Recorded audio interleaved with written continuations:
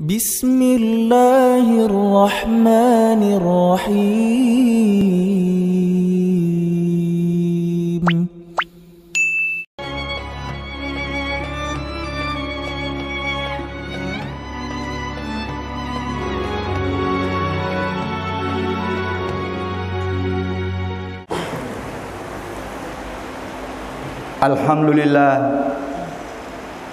Alhamdulillahi rabbil alamin alladzi ja'ala syamsa wal qamara husbana alladzi ja'ala syahru ramadan alladzi unsila fihi al-Qur'an hudal linnas wa bayyinatin minal huda wal furqan. Asyhadu an la ilaha illallah wahdahu la syarikalah wa asyhadu anna sayyidana Muhammad abduhu wa rasuluhu la nabiyya wa la rasula ba'dah. Allahumma salli wa sallim ala sayyidina Muhammad wa ala alihi wa sahbihi wa tabi'ina wa tabi'it tabi'ina lahum bi ihsanin ila yaumiddin. Amma ba'd. Qala Allah Ta'ala fil kitabil karim, a'udzu billahi minasyaitonir rajim. Bismillahirrahmanirrahim. Ya ayyuhalladzina amanu ittaqullaha haqqa tuqatih wa la tamutunna illa wa antum muslimun. Wa qala aidan ya ayyuhalladzina amanu kutiba alaikumussyam kama kutiba alal ladzina min qablikum la'allakum tattaqun. Shadaqallahul azim. Hadirin sidang jamaah Jumat yang insyaallah dimuliakan Allah Subhanahu wa taala. Puji dan syukur senantiasa kita panjatkan kehadirat Allah, Tuhan yang menjadikan matahari dan bulan sebagai alat perhitungan waktu, menjadikan bulan suci Ramadan bulan yang penuh berkah, di mana diturunkannya Al-Quran sebagai hudan, sebagai petunjuk bagi orang yang meyakini, hakul yakin dengan Al-Quran. Insya Allah ketika Al-Quran itu dijadikan petunjuk sebagai silmi kafah, akan hidupnya tenang, hidupnya senang. Selawat dan taslim kita haturkan kepada Nabiullah Muhammad SAW, Nabi yang seluruh umat Islam sudah pernah mengucapkan syahadat sebagai tanda legitimasi keislaman. Tetapi rupanya tidak cukup hanya ucapan. Harus kita buktikan dalam kehidupan ini, menjadikan Rasulullah sebagai contoh, sebagai teladan, baik di dalam melakoni perang kehambaan Abdullah yang berimplikasi kepada amalan-amalan ritual, maupun di dalam melaksanakan perang kekhalifahan ini ja'ilun fil ardi khalifah dalam berbagai profesi. Salah satu bukti tanda kesyukuran, keimanan dan kesaksian kita dan penghambaan kita pada hari ini dengan memenuhi panggilannya, ya ayyuhalladzina amanu idza nudiya lis-salati min yaumil jumu'ati fas'au ila zikrillahi wa sarul bai'ah. Hai yang sudah ada modal iman di dalam dirinya, ketika sudah dikumandangkan azan pada hari Jumat, alangkah mulianya kalau seluruh azan, tinggalkan seluruh aktivitas dunia kita, bersegeralah untuk memberikan haknya Allah hanya sebentar saja. Khairul lakum in kuntum ta'lamun, karena itu lebih baik bagimu seandainya tahu rahasia di balik itu. Ketika sudah melaksanakan ibadah, fantasyiru fil ar wabtagu min fadlillah, kembalilah kita melaksanakan pekerjaan kita. Yang terkadang menggiring manusia lalai dari peran kehambaannya adalah persoalan rezeki. Karena terkadang rezeki hanya di mana sempit, warang param bawang, padahal kesehatan adalah rezeki yang luar biasa. Allah menyampaikan ayatnya, wallahu khairur raziqin, akulah pemberi rezeki yang baik, yarzuqu man yasha bighairi hisab, aku akan berikan kepada siapa saja yang kukehendaki tanpa batas.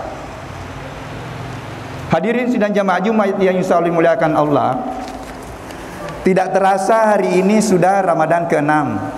Ramadan 1 sampai 5 sudah pergi tanpa pamit, tidak akan kembali lagi. Tidak ada waktu sebenarnya yang berulang. Sehingga seorang ulama sufi yang terkenal bernama Hasan Basri menggambarkan hidup manusia itu diibaratkan dengan sejumlah angka hari. Ketika satu hari berlalu, hilanglah satu hari sebenarnya diri manusia. Sehingga kita dihimbau bahwa manfaatkan hari-hari itu untuk melaksanakan amalan-amalan baik. Beliau menyampaikan sepotong hadis kursi. Tiap hari fajar terbit, Fajar itu berkata, wahai umat manusia, aku ini adalah makhluk baru. Ketika aku hadir, manfaatkanlah aku untuk melaksanakan amalan-amalan baik, karena ketika aku pergi, aku tidak akan kembali lagi sampai dunia ini kiamat. Memang sudah masih ada Jumat depan, tetapi tanggalnya sudah berubah, jamnya sudah berubah. Masih ada tahun depan, tahunnya juga sudah berubah, dan kita tidak menjamin diri kita sampai pada Jumat depan. Jadi waktu yang kita miliki sebenarnya hanya waktu sekarang. Tema khutbah kita pada kesempatan ini adalah bagaimana Ramadan ini kita gunakan sebagai momen meningkatkan kualitas diri. Diri kita, diri umat manusia itu sebenarnya ada yang membagi 3 bagian. Yang pertama ada jasad, ada badan fisik, engkau tubuh makassara, yang terbentuk dari unsur-unsur air dan unsur-unsur tanah. Wa ja'alna minal ma'i kulla syai'in hayyin. Aku ciptakan seluruh makhluk itu berasal dari air. Di ayat lain bahwa tersusun dari unsur-unsur tanah. Jadi unsur tanah yang ada dalam diri kita itu sama unsur-unsur yang ada di luar diri kita. Ini berasal dari satu titik yang disebut sel dalam bahasa ilmu pengetahuan, atau stem cell atau zigot, yang menjadi obat luar biasa sekarang. Bisa ditanam stem cell dan bisa mengganti sel-sel yang rusak. Kemudian yang kedua, tubuh kita ini disusun oleh jiwa, atau dalam bahasa ilmu pengetahuan ada badan energi atau bioplasmik. Kualitas jiwa dipengaruhi oleh kualitas badan. Begitu pula sebaliknya. Badan dan jiwa ini diberikan ruh, dibungkus dengan yang maha hidup, maka hiduplah badan, hiduplah jiwa. Hiduplah badan, hiduplah energi. Jadi unsur ketiga adalah unsur ruh, yang ditiupkan oleh Allah setelah terbentuk tadi stem cell, terbentuk satu sel. Aku tiupkan ruh, summa sawwahu wa nafaha fihi min ruhihi wa ja'ala lakum sam'a wal absara wal afida qalilan ma tashkurun. Aku tiupkan ruhku, aku tiupkan kecerdasanku, aku tiupkan sifat-sifat muliaku. Jadi dega kata rupa tahu itu dena punangi kejujuran, kecerdasan, keadilan, karena sudah ada unsur-unsur ilahiyah yang inherent dalam tubuh kita.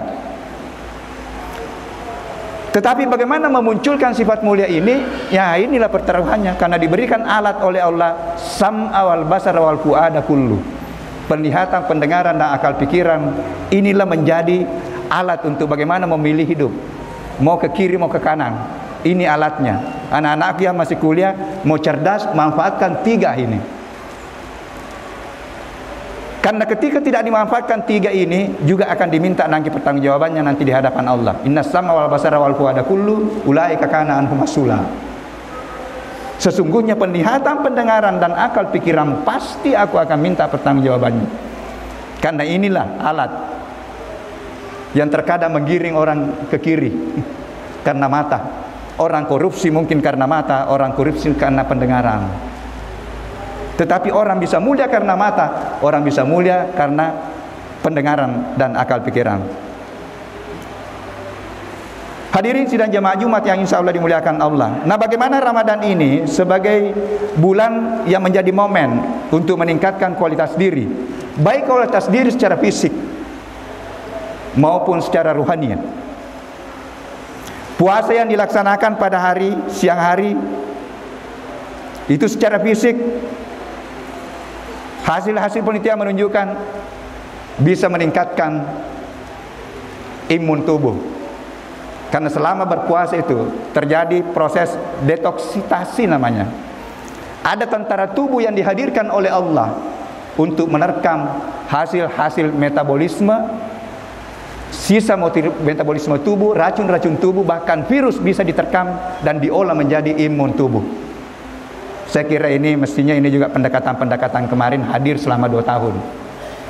Bukan hanya pendekatan-pendekatan rasional, tetapi pendekatan dengan suprarasional. Karena ini bahasa Tuhan. Ketika aku turunkan musibah, pendekatannya ada keimanan dan ketakwaan, akulah yang datang akan memberikan solusi. Bahkan Allah menegaskan di surah Yunus, tidak akan berhenti musibah itu kalau bukan aku yang angkat. Kalau kita hakul yakin dengan Al-Quran, mungkin pendekatan-pendekatan yang selama ini berkembang kita bungkus dengan pendekatan spiritual. Puasa melatih kita sabar, dan yang paling hakiki melatih kita jujur. Tidak sampai puasa kalau kita tidak jujur. Dan hakikinya kejujuran adalah hubungan hamba dengan Sang Khalik. Boleh jadi kita pura-pura puasa, tetapi Allah Maha melihat. Tidak mungkin sampai puasa kalau tidak sabar. Dan sabar inilah ukuran kualitas diri. Innallaha ma'as sabirin. Makanya saya jadikan koreksi diri ini. Mabela mufa rokapaya ku Allah Ta'ala. Pau pujimu macai bang puleng. Sementara ayat mengatakan bahwa orang sabar itu selalu bersama. Jadi kalau mau bersama dengan Allah, bersama dengan sifatnya, bersama dengan perbuatannya, latihlah diri kita untuk sabar. Dan saya kira momen bulan Ramadan ini melatih kesabaran. Kita puasa melatih kesabaran. Qiyamul lail, tarawih, yang sudah biasa tahajud, sambung juga tahajud. Dia mah itu nama gagah. Yang tidak boleh katanya witir lagi 2 kali. Karena inilah salat tahajud ini, insya Allah kalau kita praktekkan dalam kehidupan, betul-betul Allah yang langsung memberikan ganjaran. Wa minal laili fatahajjat bihi nafilatan laka asaan yabataka rabbuka maqaman mahmuda. Pada sebagian malam, ini surah ke-17, 79, 78 itu kan perintah salat wajib. Tapi Allah menyampaikan, sambat tambahi itu. Bangun di tengah malam, sepertiga malam. Salat tahajud, niscaya aku akan memberikan makaman mahmuda, posisi kemuliaan. Fatarwi doanya ayat 80. Rabbi adkhilni mudakhala sidqin wa akhrijni mukhraja sidqin waj'alni min ladunka sultanan nasira.